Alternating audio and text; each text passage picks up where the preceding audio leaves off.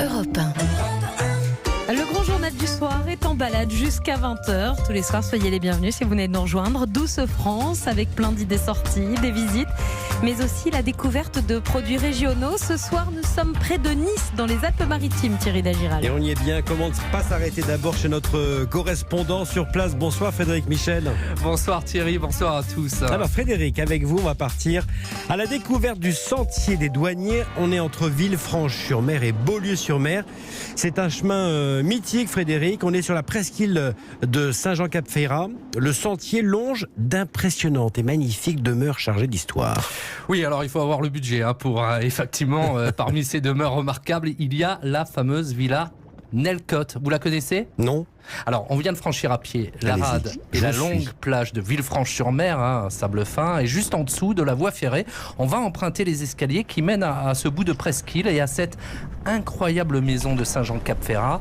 Nous avons rendez-vous avec Pierre-Yves Reschnecker. Il a coécrit avec Pierre Desvoluy aux éditions La Baie des Anges 2 ouvrages sur ce sentier des douaniers de Golfe-Juan à Menton, et il va nous parler de la villa Nelcote. On monte quelques escaliers et on se retrouve sur l'avenue Louise Borde. La villa date de 1899. C'est son 3e propriétaire, un monsieur Goldenberg, américain, qui avait échappé au naufrage du Titanic, qu'il a acheté et qu'il a appelé la Nelcote, qui est la contraction du nom de son domaine aux États-Unis, qui était le Nellas Cottage. Alors avant de se retrouver devant l'imposant portail, il est noir et tout en or, il vous faut marcher quelques dizaines de mètres. Et tout ça sous les arbres, Frédéric, c'est ça ? Oui, essentiellement des pins. La rue est ombragée et longe la ligne SNCF qui amène les voyageurs vers Monaco et l'Italie. Et sans cette ligne, figurez-vous qu'il n'y aurait pas eu d'album des Stones. Et oui, parce qu'en fait, cette villa Nelcote, elle est connue parce que tout simplement, nos amis les Stones sont venus y créer l'un des albums les plus connus. C'est Keith Richards qui est venu le premier, parce qu'il était en délicatesse avec le fisc britannique, et la villa est devenue un pôle d'attraction. Et puis, à force de gratter la guitare, ils ont eu envie d'enregistrer. Et pour enregistrer, ils se sont dit, il y a une grande cave, c'est idéal. À part qu'elle est très humide, évidemment, on est au bord de la Méditerranée. Donc, ils mettent de la moquette sur les murs, sur le sol. Il faut une sorte de studio d'enregistrement. Ils font venir un car régie de Londres qu'on installe dehors. Et donc tout est prêt, sauf l'électricité. Il faut quand même du courant. Et donc les techniciens vont faire un branchement sauvage. Ils vont piquer le courant sur les câbles SNCF. Voilà. C'est génial. C'est génial, on ne sait pas si la SNCF a demandé des droits d'auteur. Mais Mick Jagger raconte que ce studio improvisé était tellement humide que les instruments, pendant qu'il jouait, ces instruments se désaccordaient. Ce qui donne, vous l'entendez, un son particulier à cet album. Le 10e des Stones, Exile on Main Street. Et la même année, Mick Jagger va se marier à Saint-Tropez. Frédéric, on y croise du monde devant cette villa mythique. Alors l'été un peu plus, mais ce n'est pas un sentier touristique, l'endroit reste discret et protégé. Alors il n'y a pas de panneau pour rappeler l'histoire, c'est une propriété privée. Seule une plaque noire avec le nom Nelcote est apposée sur un des murs de l'entrée du domaine. Pour les promeneurs initiés, c'est arrêt obligatoire devant la plaque. Alors moi j'imagine surtout le gros chien derrière le mur et le portail. Évidemment, la villa Nelcote et toutes ses luxueuses propriétés sont inaccessibles, n'est-ce pas Pierre-Yves Reschnecker ? Effectivement, on ne peut pas entrer, on passe devant. C'est une très belle entrée pour visiter le Cap Ferrat, où il y a des tas de maisons comme ça, plus ou moins grandes, plus ou moins extraordinaires. Mais c'est une très belle entrée en matière pour ensuite longer le sentier et faire tout le tour pour retourner jusqu'à Beaulieu.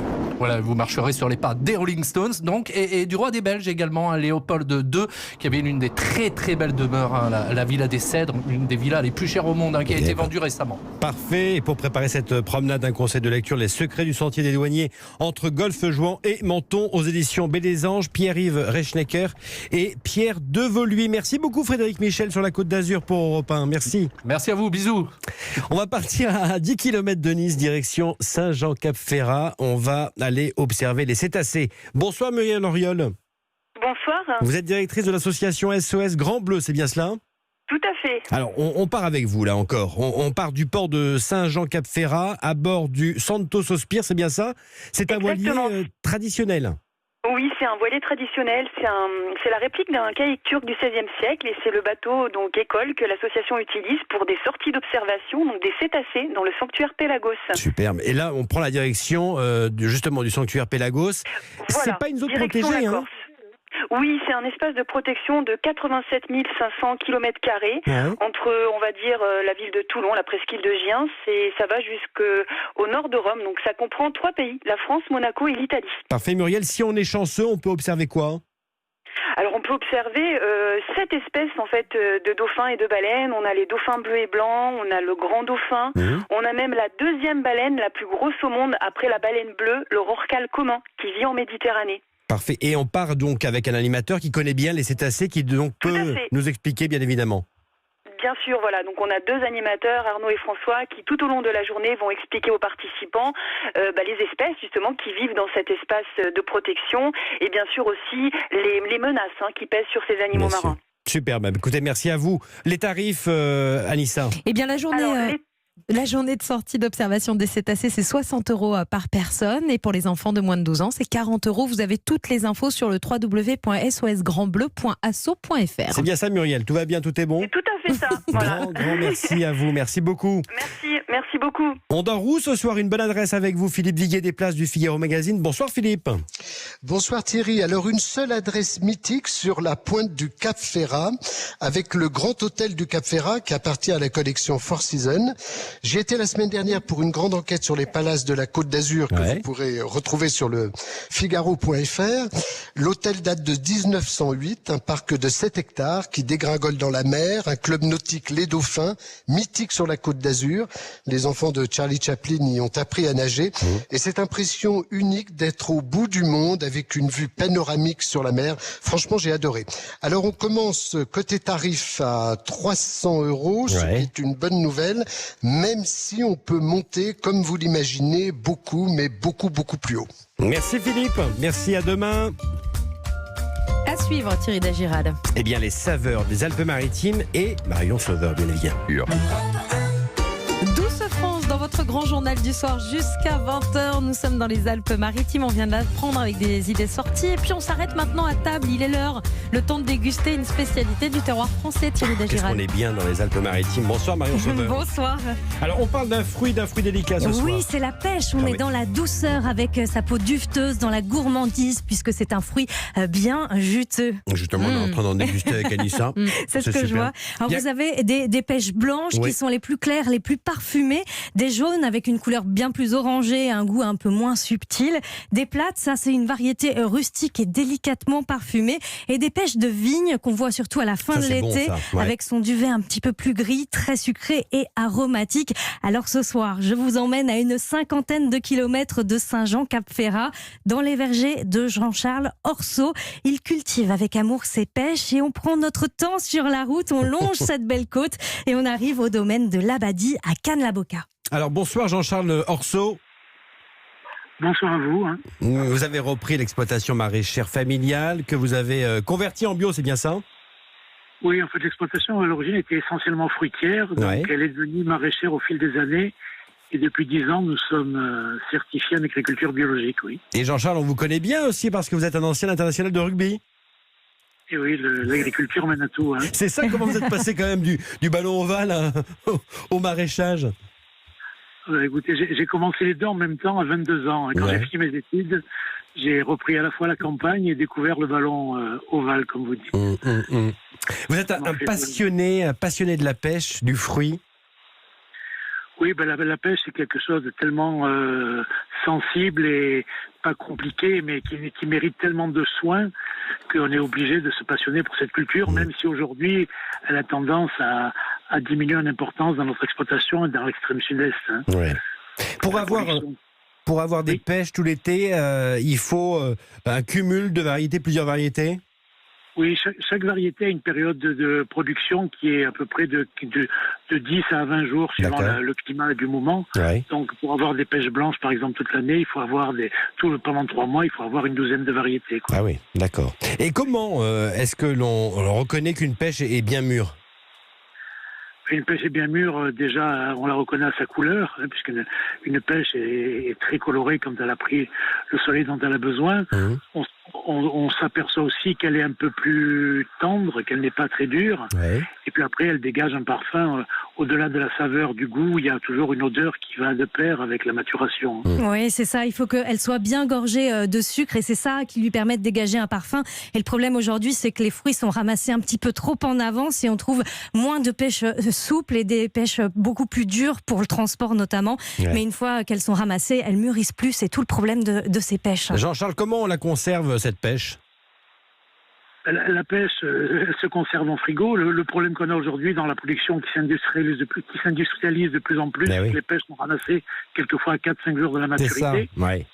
Mais si on les ramasse à 24 heures de la maturité, le plus simple, c'est de la garder en frigo quand même et de la sortir du frigo 24 heures avant de la consommer pour qu'elle puisse vraiment dégager toutes ses saveurs, quoi. Merci à vous, merci Jean-Charles Orson. On peut déguster vos pêches délicieuses sur les tables de la région, bien évidemment.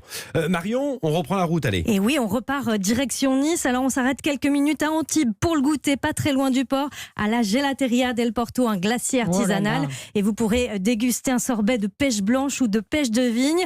Et après, on rejoint le restaurant Lubalico, une table familiale, une institution niçoise tenue aujourd'hui par Sarah Issautier. C'est son papa qui a fondé ce restaurant. Sa grand-mère était en cuisine. On y mange les spécialités de la ville et le restaurant est labellisé cuisine niçoise. Alors en ce moment, la pêche est en dessert, Thierry. Bonsoir Sarah Issautier. Et bonsoir à vous. Merci de me recevoir. La cuisine chez vous, c'est une histoire de famille, hein ? Oui, vous avez compris, depuis 79 et même avant, depuis 1950, depuis que ma grand-mère. Donc je suis née dedans. Alors, faites-nous un peu saliver comme tous les soirs. Vous travaillez la pêche de quelle manière, vous ? Alors, comme j'ai proposé à Marion, nous, on fait une salade de pêche assez fraîche avec de la verveine du jardin, tout simplement. Ouais. Donc, on cueille la verveine et ensuite, on la fait infuser dans un sirop. Donc, le sirop, si vous voulez, c'est temps pour temps. Vous mettez moitié eau, moitié sucre. Vous mettez vos brins de verveine fraîchement cueillis dans le jardin si vous avez la chance. Sinon, vous prenez des sachets tout simplement. Et puis, vous laissez bouillir une quinzaine de minutes. Plus vous laissez bouillir votre sirop, plus il va y avoir le goût de la verveine accentué. Ouais. Et ensuite, tout simplement, on laisse refroidir. On passe au chinois pour enlever les morceaux de verveine qui peuvent rester. On en garde de la fraîche pour émincer après sur le dessus de votre coupe quand vous allez servir votre salade de fruits. Donc, et en parallèle, pendant que votre sirop refroidit, vous prenez vos pêches. Donc moi, ce que je fais, c'est que je prends les jaunes et les blanches pour une question de couleur, par pur esthétisme. Donc vous laissez la peau, vous mettez les blanches et les pêches que vous coupez en petits morceaux en enlevant le noyau, bien entendu. Ouais.